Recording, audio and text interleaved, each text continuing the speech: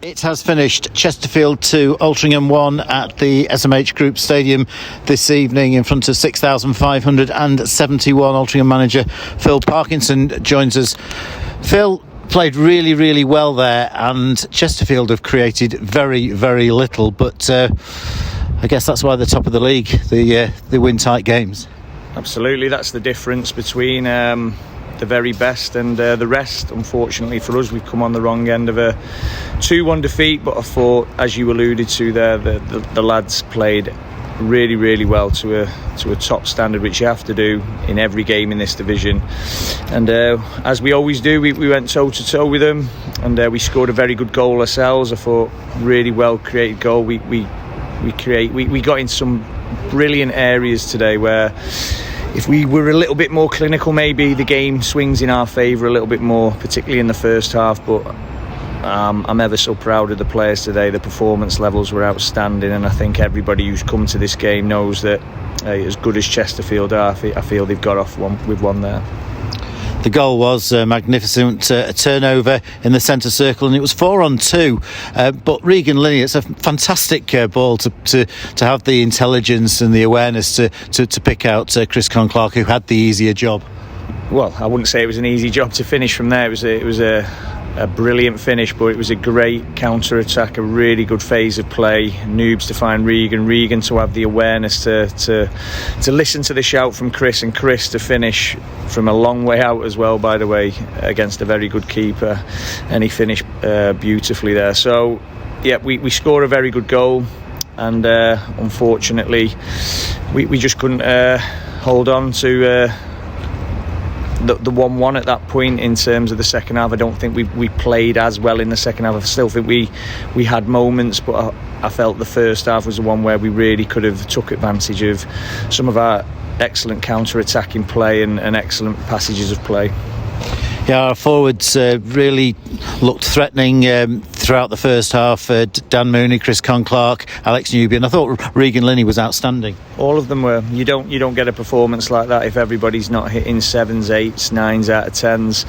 So yeah, really, as I said, really pleased with the performance levels from all the players, not just the front lads, because again, to keep Chesterfield to very little, the defenders, the midfielders have got to make really good decisions. We had to be brave and play through the press as much as we could, because they press very aggressively, and the lads did it. I thought Isaac and Elliot were brilliant on the half turn today. Elliot with his switches of play, Isaac with his tight pivot plays in tight areas. Eddie Jones, I thought that's the best I've seen Eddie Jones play. Inverted fullback play was outstanding, something that we work heavily on with both fullbacks, and I felt, like I said, Eddie really come of age tonight. And the big message from me to the players was, as disappointing, we don't want it to be all right that we've lost 2-1 and we've put in a good performance. We want to make sure that this isn't a one-off, and it's not been them performance levels you've seen pretty much all season. There's been 1 or 2 games we've dropped off, and I know a lot of people would have said it was a free hit tonight. We didn't look at it like that. Yeah, nobody else was playing, so there's nothing to lose in terms of anybody going above you, so that element of pressure's off. But in general, it's not a free hit. If you want to get in the playoffs, you come in here and you want to get something, and we were very close to doing that. The whole weekend's been a bit of a nearly process, because we nearly got it bang on at Kidderminster to be able to put that performance in today, and we nearly got it right tonight. And that, unfortunately, that's where you find yourself when you come to a Chesterfield, if you don't get everything right. And when I say everything right, we've been undone with a real good moment of magic from a lad we brought back in from obscurity, James Berry. So it's feels a bit like fate that he had the last say on it, with Ryan not playing in particular. James, similar type of player, and it was an unerring finish, wasn't it? It was a fantastic finish and fitting to win the game for them. Not that I'm happy about that, but ultimately it's good to see a young player like that kick-starting his career again. But yeah, devastated that we've not been able to see that through and even pinch it at the end. So a draw was the bare minimum I felt we deserved from the performance. I'm not saying we absolutely deserve to win, because we've lost the game, and Chesterfield are an outstanding team. Paul's a top manager. The staff are unbelievable. Kieran Dyer on the bench there on their management team, it is frightening, isn't it, in terms of, you look around this club, the fans for them are brilliant. Our fans were outstanding tonight. Again, what a following that was, and I just want to thank them so much for doing that for us. I know everyone was desperately disappointed Saturday and questioned a lot of the decisions that we make, but I hope that minority can see why we did that now, because the vast majority who come to the games, get behind us, are getting value for money, and they're seeing a team who are really entertaining, scoring lots of goals, going toe-to-toe with every single team in this division. So you look how many times we've been here, 4 times. I know we've not always come out the right end of the result, but that's the best we've played. So we're showing massive progression, and this is the best Chesterfield have been. So points wise, you look at what Wrexham and Notts County did last season, these are ahead of them. And when we played Wrexham and Notts County in the past, it's not been that close. So that's how much we've improved. Yep, we're on the wrong end of the result, but the performance is all inspiring for me. The evening got off to a frustrating start when Ethan Ross was named in the team, but unfortunately pulled up in the pre-match.